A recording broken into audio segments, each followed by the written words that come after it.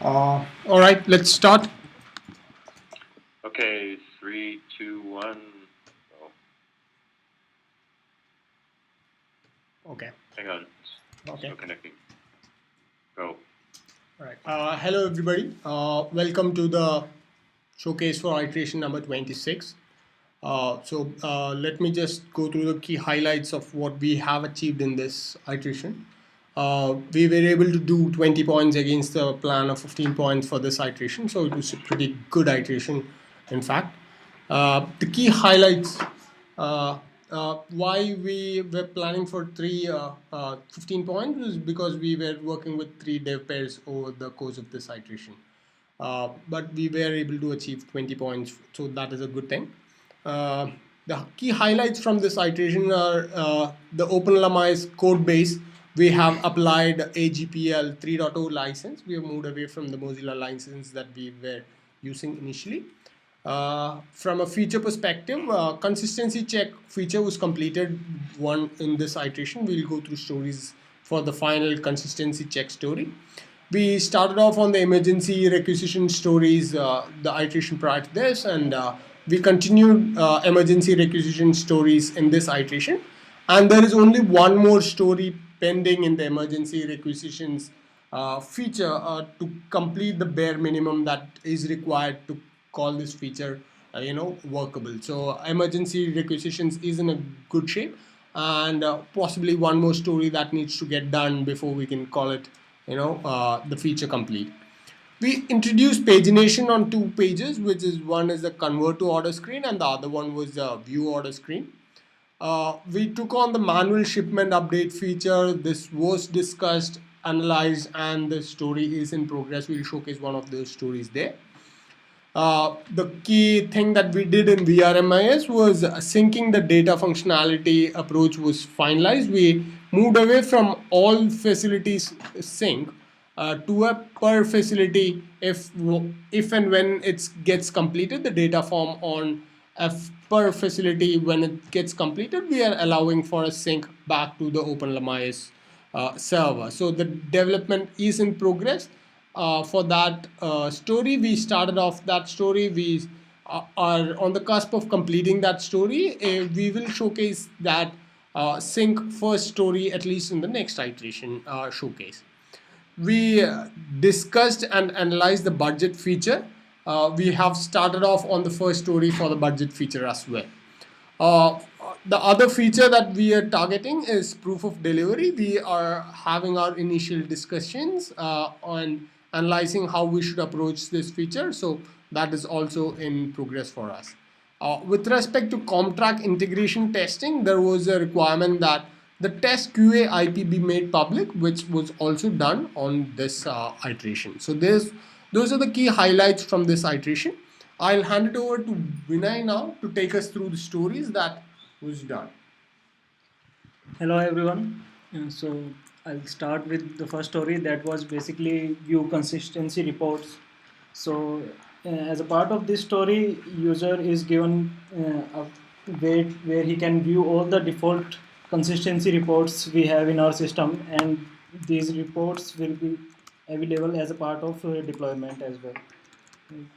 So if I log in with admin, and you can see, go to the report section, and in the reports you will see the set of 7 consistency reports we have in our system, and user can view any one of them in any of the format that are supported. So like the facility missing supporting requisition group consistency report is there. So as a part of the story, this is all what we did. So we'll move to the next story, that is manual shipment update rights. Yeah. So the next one is related to the feature where we are listing all the orders with export order false. And the orders for which the export order flag is false, we are not routing these orders to any ERP system. So we need to create a particular role which will be assigned to a user sitting in warehouse, and he will be manually entering the shipment details for a particular order. And for the orders for which the export order is true, we are routing them to specific ERP locations.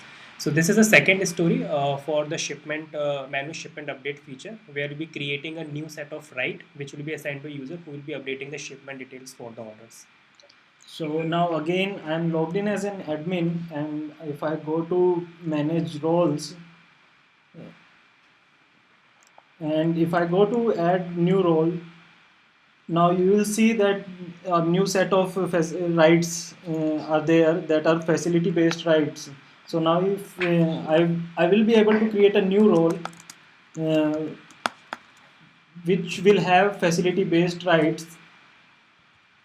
Currently we have just one right for this set of rights, that is fill shipment facility fill shipments.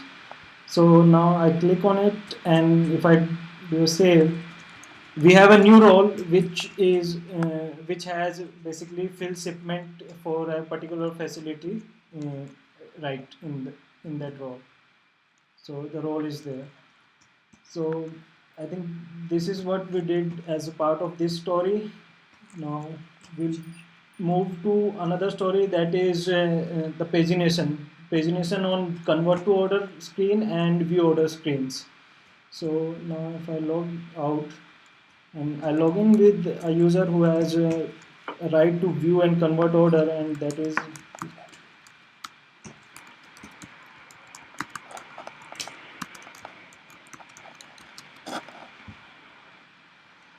three. So now if I go to convert to order, now you can see the pagination over here. The page size for just for the showcase purpose, we have set it to two orders per page.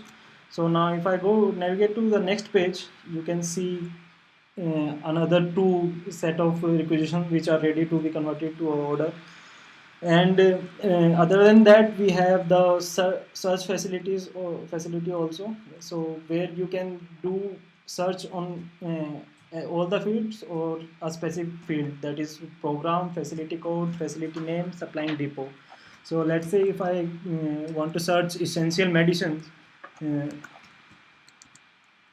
so and I think we have it's not the seamless search. The user has to click on the search button if he wants to search something. So like I have entered ESS in the search. Now if I click on the search button, I'll get all the results which fulfill the search criteria, like essential medicine in this case. So now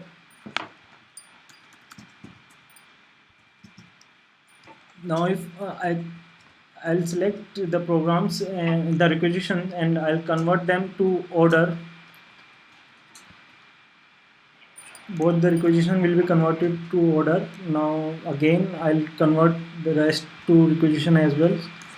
Now if I go on the view order screen,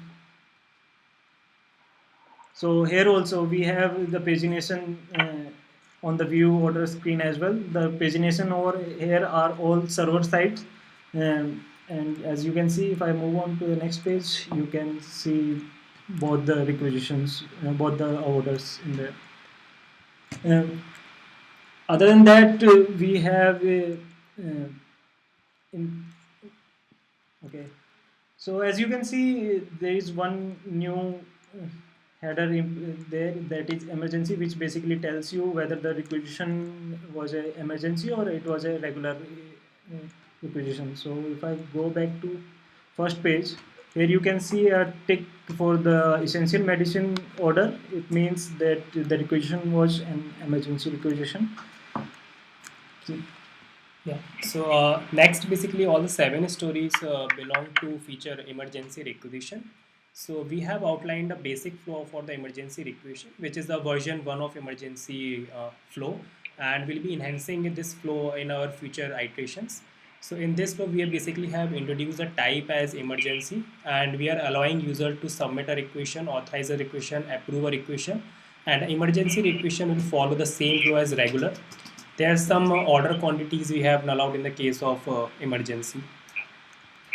Okay, so as a part of emergency stories, I'll first log in with the store in charge who has the right to create emergency requisition.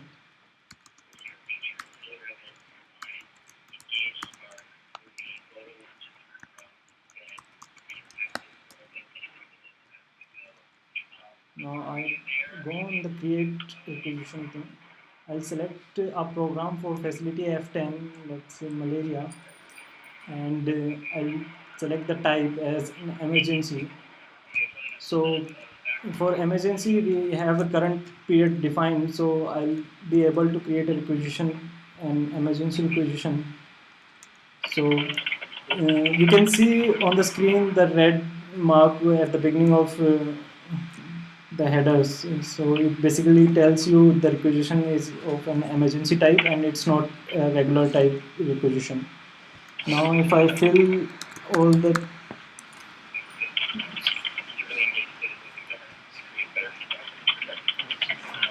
sorry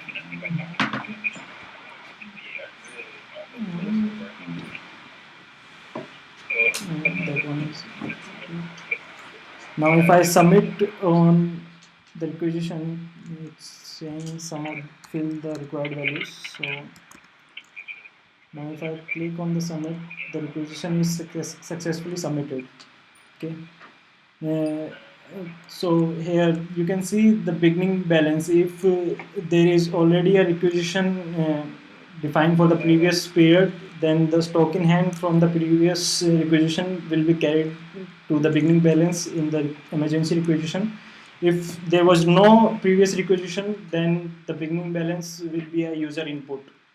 So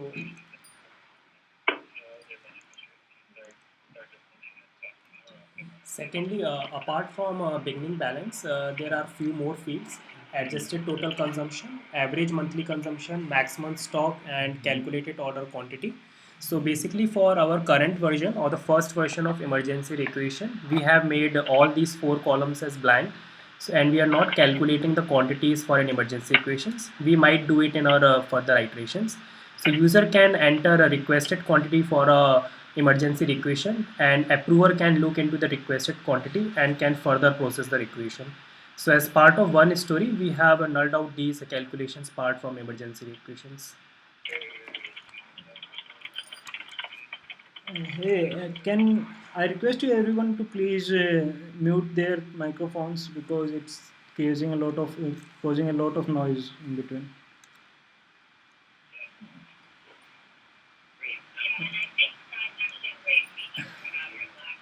Okay. Okay, so we'll move to the next thing, that is to authorize an emergency RNR. So I'll log in with the facility head who has the right.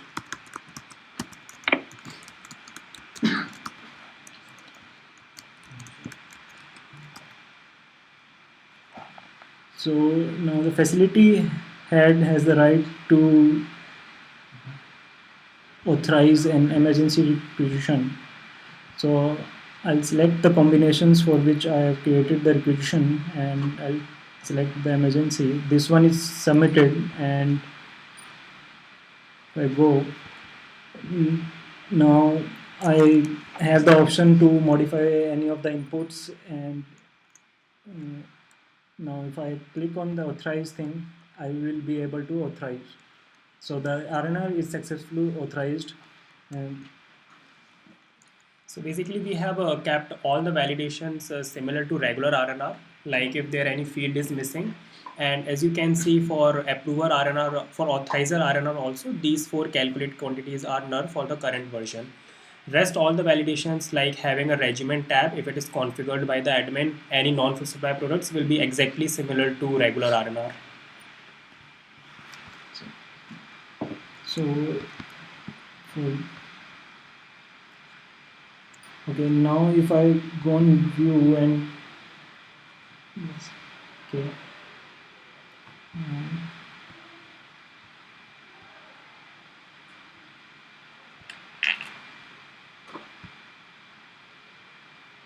Okay, so here you can see that we have introduced a new new column that is an emergency, which basically tells whether the requisition is of an emergency type or of regular type. So as you can figure out from here that essential medicine and malaria for the period that is starting from 1010 to 013 is an of emergency type, rest are regular type requisitions. So we have introduced this column on all the view pages, basically on view and convert to order and the view order pages as well. Yeah, so the emergency requisition flow till here basically we have developed in 7 to 8 stories, and only one story is remaining for the basic structure of emergency requisition, which is approving the emergency requisition, and it is also development complete but is still in testing. So we might be able to showcase it in next iteration, which will cover the whole emergency requisition flow. Apart from that, there was a small feedback of managing error scenarios in our RNR screen. So if I go to authorizer, I select a program.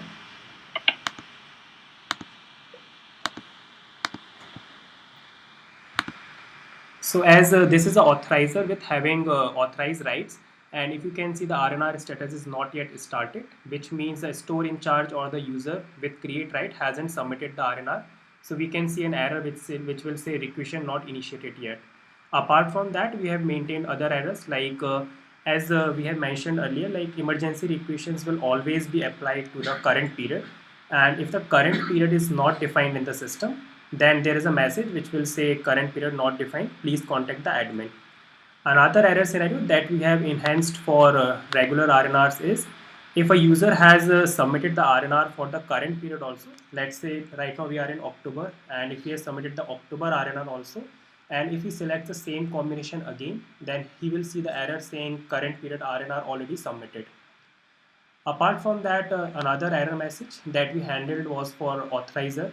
If all the RNRs have been authorized for the current period, and if there is no RNR awaiting authorization, and if the person with authorized right select the combination, he will see the message saying no RNR awaiting authorizations. So these were the small feedbacks that we have incorporated in RNR screens. Yeah. So that's pretty much from functional stories point of view. If there are any feedback in the emergency RNR flow or the pagination or the shipment features, please forward them to Ron.